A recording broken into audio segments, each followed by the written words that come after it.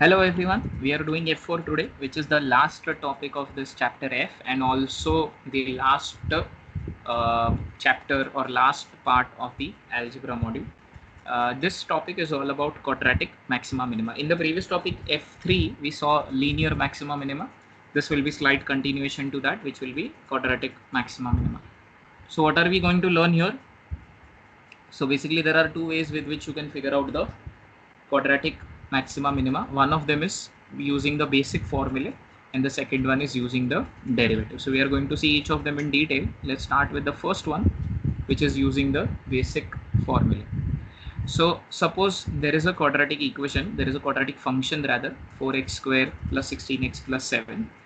We already know the formula to figure out the root alpha beta minus b plus minus root of b square minus 4ac upon 2a. If I ask you the graph of this quadratic function will be something like a normal u-shaped parabola, because the reason coefficient of x square, which is a, which is plus 4, is positive, the graph will be like this. So the first job is to factorize the equation, get the roots.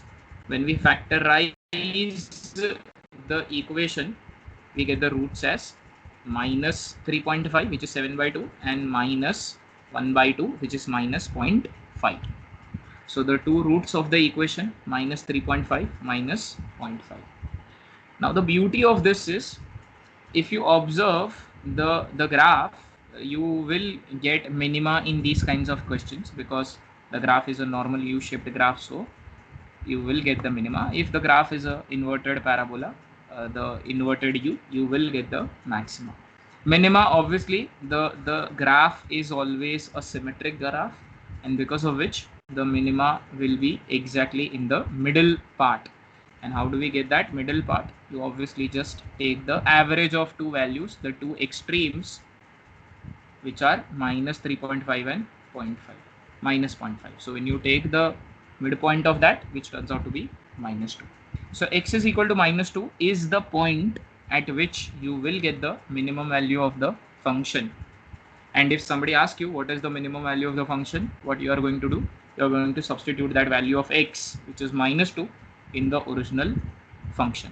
When you do that, you get the value or the minimum value of the function.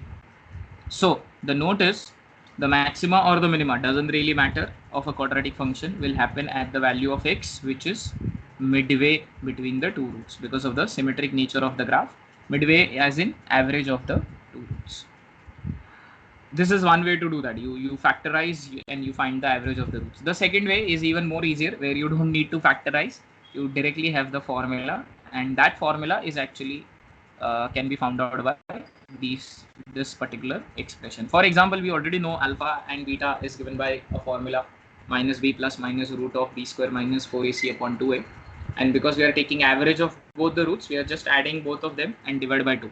When you add and divide by 2, root gets cancelled and you simply get minus b by 2a. So the beauty is, if you want to figure out the direct value at which the maxima or minima for quadratic equation will happen, you straight away use this formula, minus b by 2a.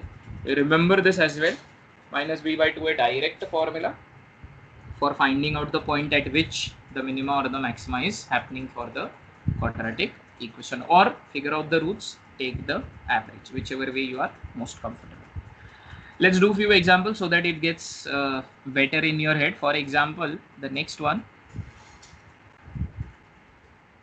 this quadratic function 5 plus 14x minus 2x square.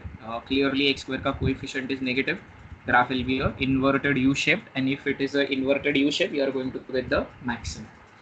So maxima, directly let's substitute minus b by 2a. You get the value as minus 14 upon 2 into minus 2, which will be 14 upon 4, which will be 7 by 2, which will be 3.5. So x is equal to 3.5 is the point at which maxima will happen, and substitute that value in the original function to get the maximum value of the function. So this was the first part. Using basic formula, you can figure out the quadratic maxima or minima. The second part is using the derivatives, and for this you just need 3-4 simple derivative rules. The first one is, d by dx of x raised to n, basically some number which has a power. If you do the derivative, the power comes ahead and the original power reduces by 1. In simple words, it is n into x raised to n minus 1. Constant term, the derivative is 0. Remember that. Then multiplication d of dx of two functions, suppose f of x into g of x. What do we do? You do f of x into derivative of the second function plus second function into derivative of the first function. On a similar backgrounds, if suppose we have derivative of two functions which are in division, f of x upon g of x, you do g of x into derivative of the first function minus f of x, that is the first function, into derivative of the second function upon, don't forget the denominator, which is denominator function ka square, which is g of x the whole square. So these simple 3-4 rules of derivative and you are good to go for simplifying the quadratic maxima minima. Let's consider again few examples. The first one, suppose there is a quadratic function f of x is equal to 3x square minus 18x plus 7. Using derivative, if you want to figure this out, the first step, there are certain steps you will have to remember. The first step is you find out the first derivative. So you find out the derivative of this and equate with 0. So derivative of the original function will be 6x minus 18.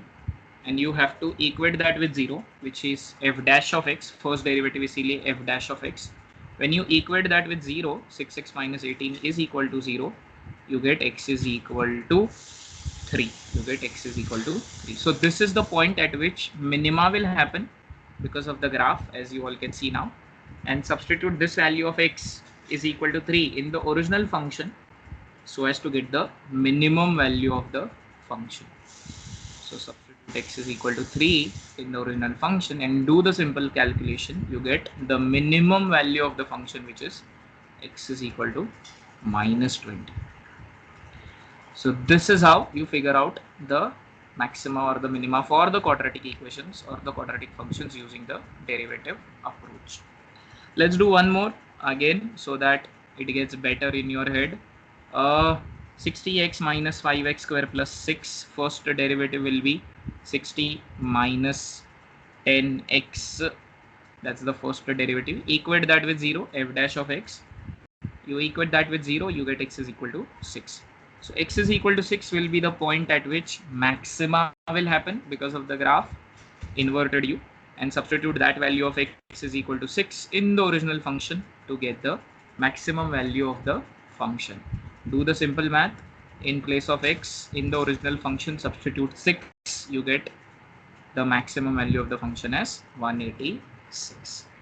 So this is all about quadratic maxima minima. We can do this for cubic equations as well, and just one more step will be added. Let's see how to do that.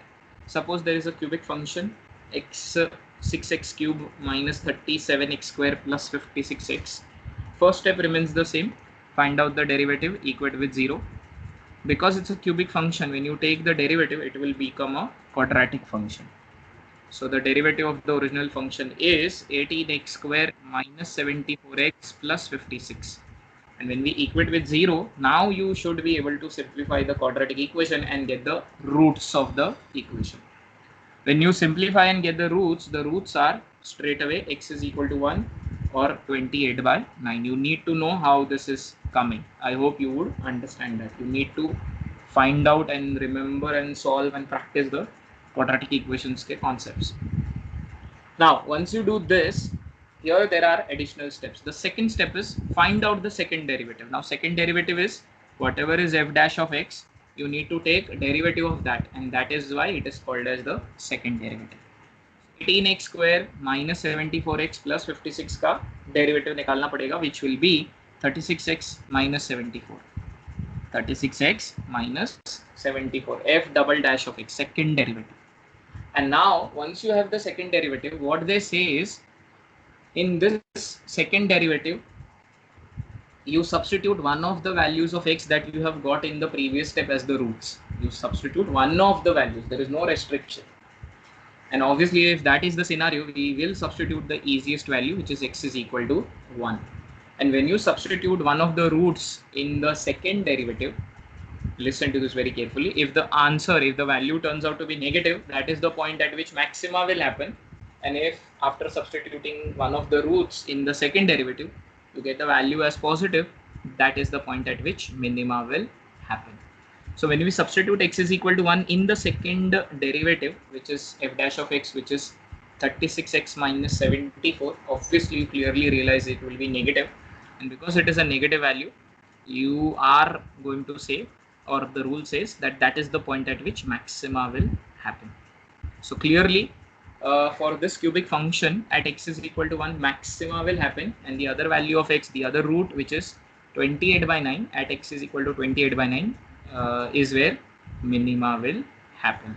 And same process again, if somebody asks you what are the minimum and the maximum values of the function, what you are going to do is substitute these respective values of x in the original cubic function so as to get your minimum and the maximum value of the function.